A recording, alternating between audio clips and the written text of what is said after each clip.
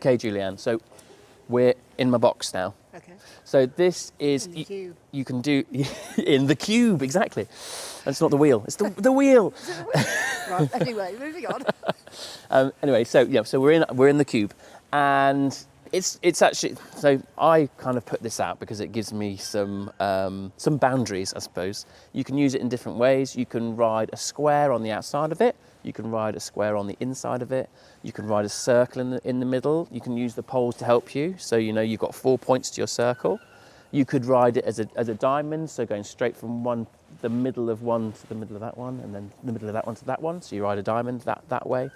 And also, one of the main things I want to do with the horses today is to be onto a circle, spiral the circle down onto a smaller circle, and then leg yield out. Okay. Because I think like the lateral work is something that certainly, because I've got an older horse who show jumps quite a lot, and I want to try and keep him really supple and really happy and able to compete at a really good level. And I feel that doing lots of lateral work is important, and I do a lot with him. So we're going to see how the guys get on with that.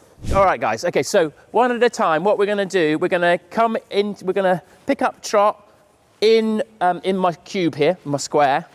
So we're going to come within it, and you're going to think about using each of the poles as a point of your circle. Yeah. So there are four sides to it, and then just smooth off the curves, the turns. Yeah. So we're on a circle in the middle, and then what we're going to do, we're going to spiral the circle down to as small as you dare. And then we're going to leg yield back out, okay? Because you guys can all do the leg yielding, as you've proved, so that's great. We're going to do it in here on the turn, and hopefully that'll just help make them even more supple, okay? So who's going to go first? Do you want to go first? Seeing as, like, you're the leader of the pack, so why not? She's the leader of the pack in Trot.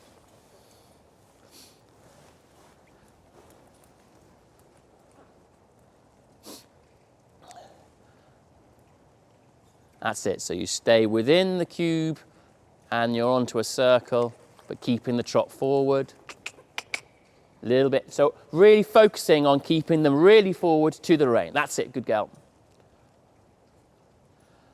And then we'll spiral the circle down, so it's a really small circle in the middle. See how small you dare.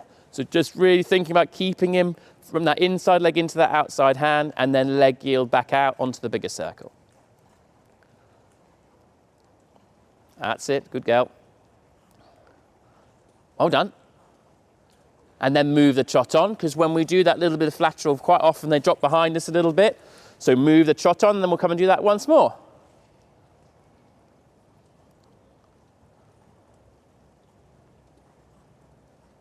And then spiral the circle down. Good girl, that's it. He looks really well, doesn't he?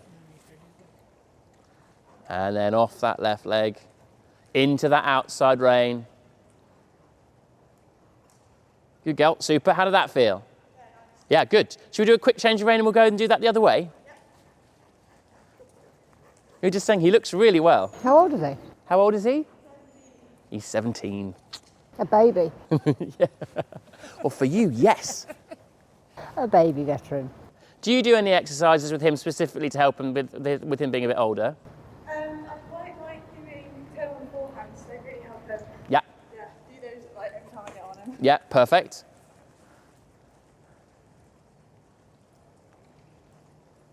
And then we'll spiral the circle down.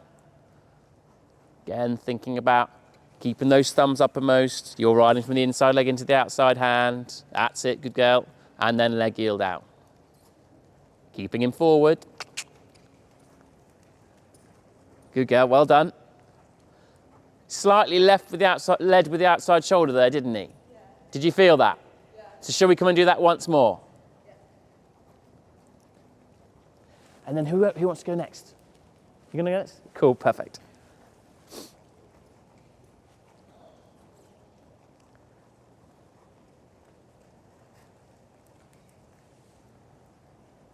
And then leg yield out.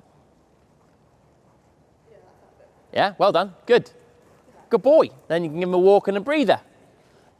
So really thinking about the shape of your circle, keep making sure that it's really smooth, not too square. That's it. And then gradually spiral that circle down. So thinking about maintaining that outside rein and that you're riding from the inside leg into the outside hand, and be daring.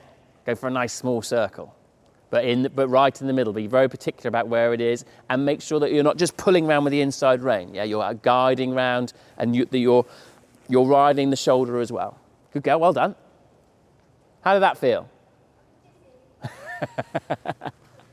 So let's come and do that again. So on your smaller circle, try to make it so you're bringing the shoulders around, so you're riding the outside of her a little bit more, not going to you, because when you pulled with the inside rein, she was bending a lot and then she was going around very quickly, so then it was dizzy.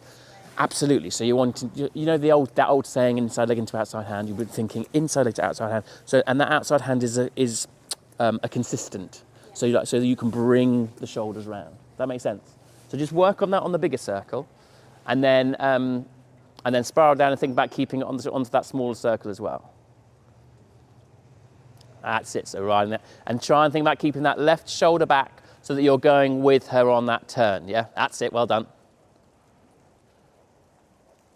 Back but not down, yeah? That's it. Onto that smaller circle.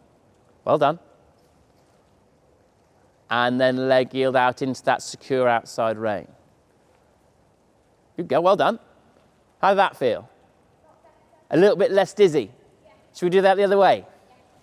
Okay, so think about the shape of that circle. Ride the rhythm of the trot, slow in your eyes. Try and think about having him into that outside rein a little bit more. That's it. And the outside rein controls the pace as well. Good boy. And think about your circle being very, think about the shape of it, making sure you maintain it, it's very consistent, and then spiral down, circle in the middle.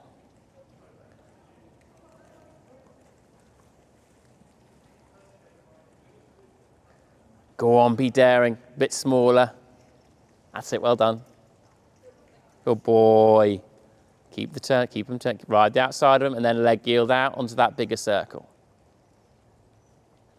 And ask a little bit more, off that right leg.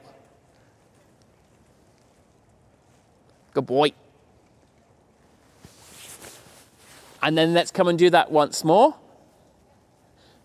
So it looks to me like he needs to do a little bit more on the lateral stuff, only because when you put your leg on, he's like, okay, faster.